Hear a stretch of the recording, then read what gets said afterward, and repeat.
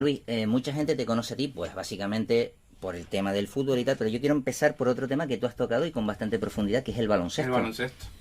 Sí, empecé yo creo que en, bueno, los primeros meses, a lo mejor sí empecé como todos los pibes.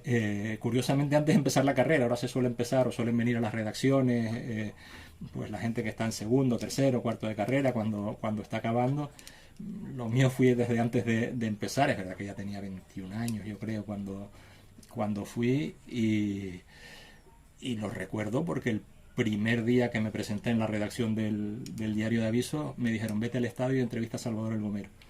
Salvador El Gomero, que paz Y descanse. sí, que volví al Tenerife en ese verano del 86. Y hombre, tenía la ventaja de que desde niño había seguido al Tenerife, entonces punto uno sabía dónde estaba el estadio, punto dos sabía quién era Salvador El Gomero, pero bueno, era otra forma de trabajar, no había jefes de prensa, no había nada, sino ibas tú por allí por el estadio, hola, te presentas, soy Luis Padilla, estoy en prácticas en el diario de avisos, quería hacer una entrevista, ¿te sientas, Salvador? Sí. Y así empecé, pero sí es verdad que... Ahí dependía mucho de que el jugador te pudiese decir no.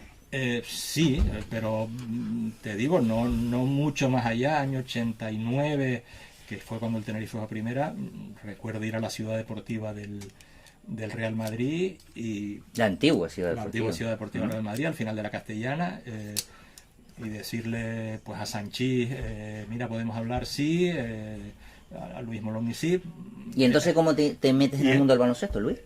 No, ya alternaba un poco. Alternaba. Al estar en prácticas y trabajar los veranos, pues un poco alternaba. Si estaba de vacaciones el redactor que se ocupaba del fútbol, hacía fútbol. Si estaba de vacaciones el redactor que se ocupaba del baloncesto, te encargabas de la información de baloncesto. Hombre, y tenía, entre comillas, la suerte de desde niño haber seguido al Náutico, en mi caso, y al Canarias y bueno, y al Tenerife. O sea que, ¿Y al Cristal? Sí, y al Cristal, porque jugaba además en una época que sí lo veía, jugaba en la cancha del Náutico. Sí, después se fue al pabellón, que era como lejos, eran las afueras de Santa Cruz. Al Kiko Cabrera, lo que sí, es el Kiko Cabrera. El Kiko Cabrera. Esa zona era las afueras de Santa Cruz en su momento, sí. Bueno, y después cuando hablemos el estadio, que ahora está metido en la ciudad y que hasta, entre comillas, es un problema muchas veces de tráfico, en su momento cuando se construyó eran las afueras de Santa Cruz, pero en los años 70 todavía eran las afueras de Santa Cruz. ¿Y estuviste incluso vinculado con la Federación de Baloncesto, Luis? No, con la Federación de Baloncesto tuve vínculo, en 2017 me parece que fue cuando se cumplían 75 años de la creación de la Federación. 2016. O 2016 nos encargaron... ¿Tienes ahí esa obra que enseña Javier Fernández? Un libro que además, hombre, sí, al final lo escribí yo, pero era... ¿Tú solo?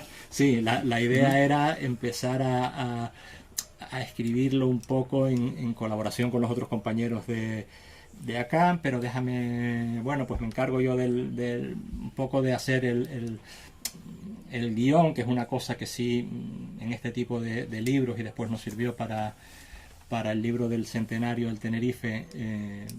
Hacemos el guión de esta forma, vamos a tratar estos temas, un poco antes de empezar a escribir, entre comillas. Te haces un boceto. Sí, perder tiempo con vamos a ver cómo va a ser el... Y al final el libro, ¿cómo lo orientaste? Sí, vamos a hacer déjame hacer a mí el capítulo del Náutico, que me gusta, déjame hacer, bueno, pues el capítulo de tal, déjame hacer el capítulo de los títulos juveniles, infantiles, que han ganado diversos equipos tinerfeños, femeninos, títulos nacionales, hablo. Sí. Pues déjame hablar de los internet y al final, bueno, pues mira, voy a acabar yo el libro. Y al final, te pegaste esta obra. Sí, al final, es que lo pone aquí, textos Luis Padilla. Sí, porque al final, bueno, iban a ser pero con la colaboración infinita de todos los compañeros. Sí, producción acá, texto Luis Padilla, redacción a José Hernández y Juan Ruiz Correa, corrección de pruebas en lavadora de texto, diseño y cuidado de edición José Miguel Galarza, fotografía ACAM, Federación Insular, Federación Canaria, Jornada Deportiva, ACB, La Opinión de Tenerife y FEDAC. Sí. José Miguel Galarza, hermano de tu amigo Juan, ¿no? Sí, sí, amigo también. Y amigo también. amigo también, por supuesto. También jefe y amigo. Ahí tenemos una ventaja a la hora de trabajar. ¿Y por qué, Luis, tú estuviste vinculado, desapareció el Náutico, por ejemplo?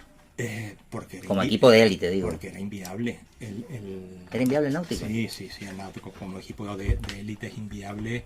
Es un milagro, vamos, con los ojos de 2024 es imposible que un equipo amateur se mantenga en primera división durante 7 temporadas, en lo que ahora es ACB.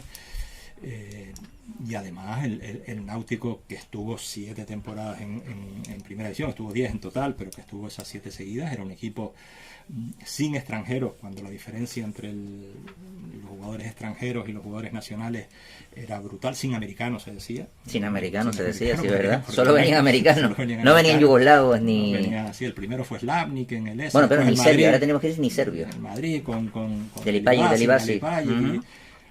Y bueno, el americano, el pívot americano del Náutico era Toñi Cejas. Sin ceja. Y no solo se mantuvo con un equipo sin extranjeros, sin americanos, sino con todos los jugadores canarios, casi todos tinerfeños y casi todos socios del Real Club Náutico. O sea, Eso hoy en día sería una utopía. No, eso hoy en día era no. una utopía. O Sí. sea, eran pues eso, Paquizán, Peri Quintero, Toñi Cejas, Moliné, que vino a hacer la mili y Ramón se Moliné. quedó, Ramón. pero poco más. Eso es inviable, o sea, es ciencia ficción hoy en día, no se puede sostener.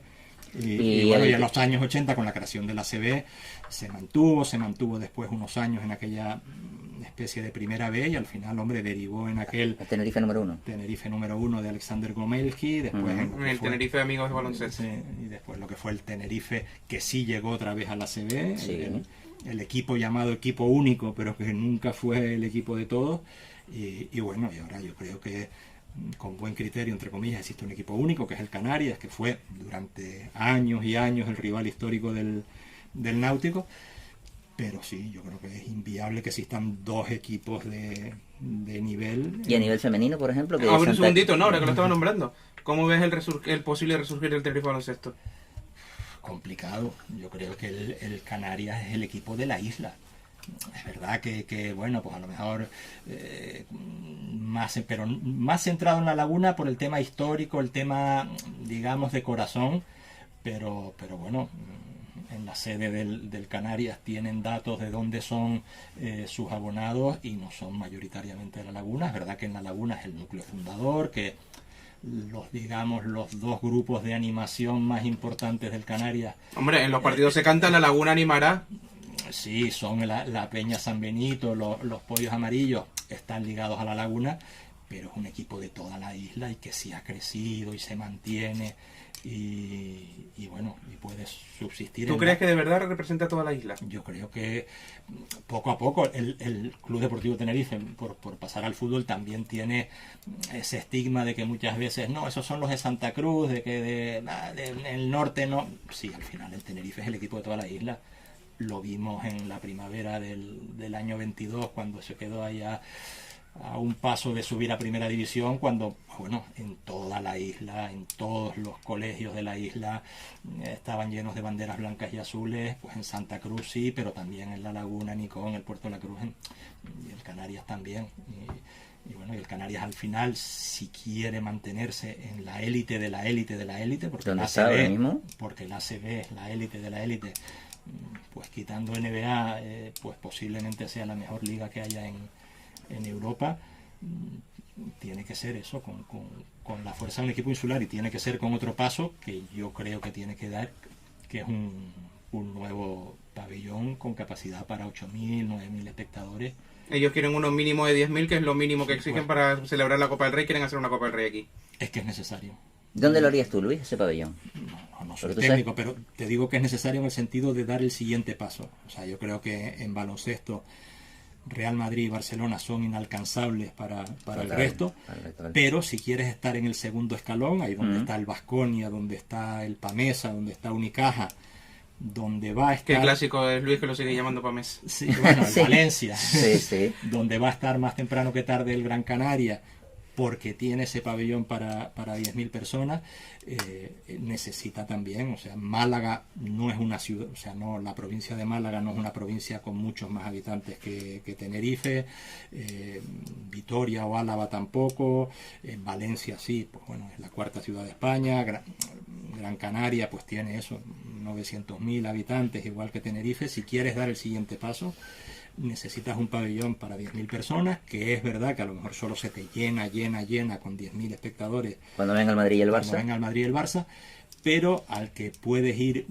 porque es que el Santiago Martín se llena todos los días y resulta ya... ¿No te parece un pabellón un poco frío, Luis? Sí, pero resulta incómodo conseguir entradas, resulta incómodo ir, resulta incómodo... Está en un mal sitio. Siempre se ha dicho que está en un mal sitio. Está en un mal sitio, pues necesitas...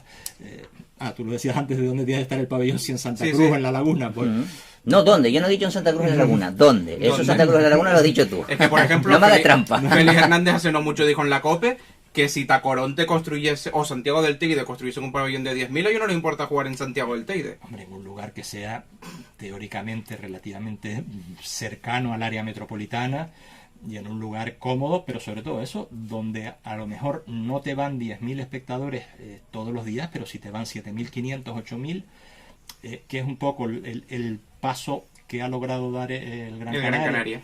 Y el paso que ya dio hace mucho tiempo Baskonia, que dio hace mucho tiempo Valencia, dio hace mucho tiempo Unicaja, Málaga, y que si quieres estar en ese segundo escalón es entre comillas, un milagro deportivo, no hablo de ciencia ficción como lo del Náutico, que esa rifa que queda suelta de los 8 mejores, que pues están adjudicados Madrid, Barcelona, habitualmente este año no se metió el Baskonia, pero se suele meter y seguramente para los playoffs de la Liga se va a meter, pues Baskonia, Valencia, Unicaja, siempre queda una plaza libre y el Canarias o el Lenovo Tenerife, que hay que también citar al patrocinador, por H por B se mete siempre. Muy bien, siempre, Luis. o de 9 veces, de 10 veces 9. Y eso es un pequeño milagro deportivo para un equipo que sigue jugando en un pabellón para 5.015 espectadores. Sí. 5.101. 5.101. Muy bien, Luis. A ver, un segundito, a que ver. no remató. Entonces, el resurgimiento del Tenerife Baloncesto lo ve... Sí, no lo ve. No, me parece bien que lo intenten, que los dirigentes lo intenten, pero yo creo que el mal del deporte tinerfeño es que siempre ha habido un segundo equipo. O sea, nunca nos hemos conformado, pero en balonmano cuando estaba el 3 de mayo surgió el Maritín Pueblo Cruz, en baloncesto cuando estuvo el Cristal, llámalo después Cepsa, llámalo después, surgió el Juntas del Puerto, cuando estuvo después el CIMEL, surgió el Universidad. En todos los deportes siempre ha tratado de haber un segundo en voleibol femenino, cuando el Marichal surgió el Cuesta Piedra, o el Aguere. Ahí va yo, Luis, para que no se metan con nosotros las mujeres. ¿Y el baloncesto femenino? Yo creo para que no digan que no les prestamos atención. Lo curioso del baloncesto femenino es que hay jugadoras, hay nivel, pero bueno, los dos, la realidad también es que el último experimento que llegó a la élite, ¿El Clarino? El Clarino, que a mí me gustaba y me parecía muy bonito, la realidad eran 250, 300 espectadores, ¿no? Entonces, bueno, perdona que te interrumpa, Luis, está siendo muy generoso. Yo iba a partidos con 25 personas en la grada. Sí, hombre, ya el último año que no ganaba. ¿Quieres decir, Luis, que la isla no quiere baloncesto en la élite femenino? ¿No da? Hay como esa inquietud digamos, en los corrillos cercanos donde todo el mundo reclama que Tenerife debería tener un equipo femenino en la élite, pero después cuando se pone, pues con el esfuerzo de Claudio, con el esfuerzo y logras estar en la élite, la gente no responde. Pero es que también es verdad que el Clarino se metió en problemas con hacer presupuestos imaginarios utópicos, quería decir, de tener en la plantilla 9 extranjeras y 3 peninsulares. O sea, ¿cómo mantienes una plantilla de 9 extranjeras y 3 peninsulares? Pues mal, no las mantiene, pues por eso... Y problemas de impagos que no podías cumplir con ellas. Lamentablemente al final, hombre, y duele pues a los seguidores del baloncesto, el voleibol ha logrado reenganchar a, digamos, esa especie de legado que dejó el Club Voleibol Tenerife, Construcciones Marichal, llámalo como quieras, pues a través del ARI, se ha logrado mantener, pero yo creo que sí, yo creo que hay un hueco para el deporte femenino, para el baloncesto femenino. Ahora, ¿cómo ves? El Adareo es el que está ahora en Segunda División de España, en la Liga Challenge, ¿cómo lo ves? Complicado ascender, pero para muchos equipos cada vez se está poniendo más competitiva, y con el cierre de fronteras en Rusia o la imposibilidad de muchas jugadoras de ir a jugar a Rusia, bueno, al final se ha potenciado muchísimo la Liga Española, la Liga Femenina 1, por así llamarlo, y ya es complicado llegar ahí porque, bueno, hubo un momento en que de las 12 internacionales, jugaban 3 o 4 en España, ahora ya juegan 9, 10 en España. Eso es un paso adelante que además se agradece, pero hace que esos equipos que quieren entrar a ese nivel les cueste, ¿no? Desde luego.